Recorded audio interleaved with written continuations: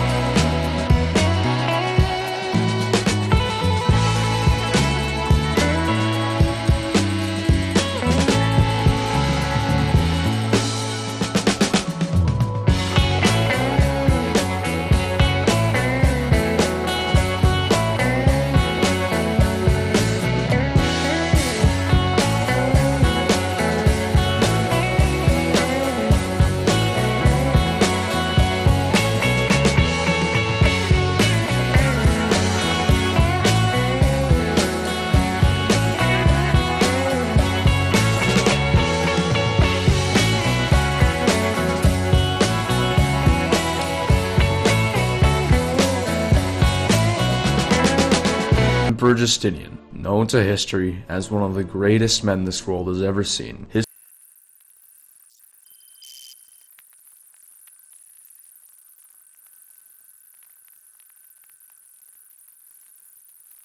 At this point, for one reason or another, Procopius and other aristocrats were seething that a man truly worthy of being emperor got the job, instead of some ass clown who used daddy's money and clout. Even more foreboding was the state of the demes. Remember how Justinian helped out the blues on occasion? Yeah, well, he used to do that by using the gaping loopholes in the dogshit legal system beforehand. Now armed with his new codex, Justinian sought to apply the law equally, and he did just that after the blues started spurging out. Now the blues were kinda pissed at him and the greens still held a grudge. One day as a bunch of thieves were being executed, two of them got away, one green and one blue. They were rescued by some monks in a monastery, where the city prefect decided to starve them into submission. Since the two guys were from both demes, this became the common cause. During the chariot races at the Hippodrome, mobs of greens and blues started yelling at Justinian to pardon them. He waved them off, because after all, he was now dispensing justice equal-handedly. Then some of the crowd chimped out and started screeching the N-word.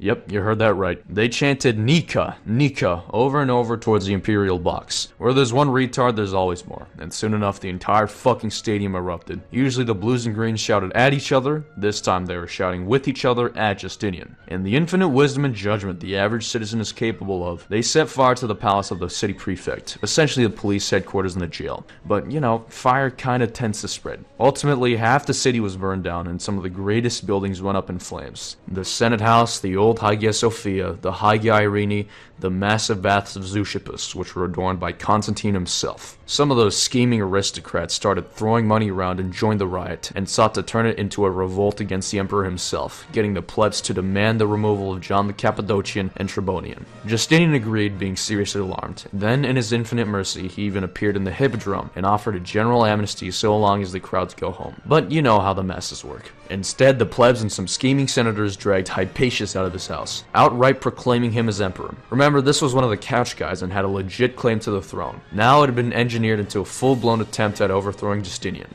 With a chimp out at the palace gates, Justinian's situation was desperate, and he really wanted to avoid bloodshed. He ordered the boats to be loaded. It seemed like his ambitious reign was about to come to an inglorious end. It seemed destiny would have him idly watch as Nova Roma burned to the ground. He would let the empire once again fall into the hands of corrupt plutocrats and rioting plebs, and give up his divine mandate to rule in fear, ultimately being forgotten to the sands of time as a failure who capitulated to the forces of evil.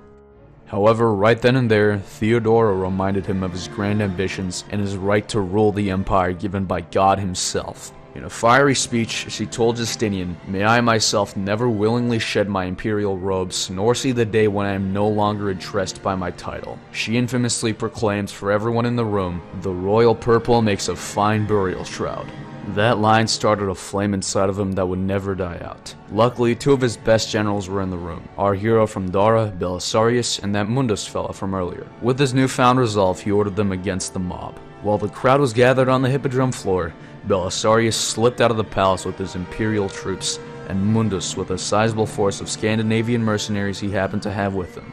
Meanwhile, the commander of the imperial bodyguards, an Armenian eunuch named Narcissus, stationed his men at all the exits of the hippodrome. Belisarius and Mundus surrounded the hippodrome with their soldiers. On the signal, every single one of these traitors were to be cut down. No mercy was to be given. The whole world was going to see what happens to those who betray the emperor.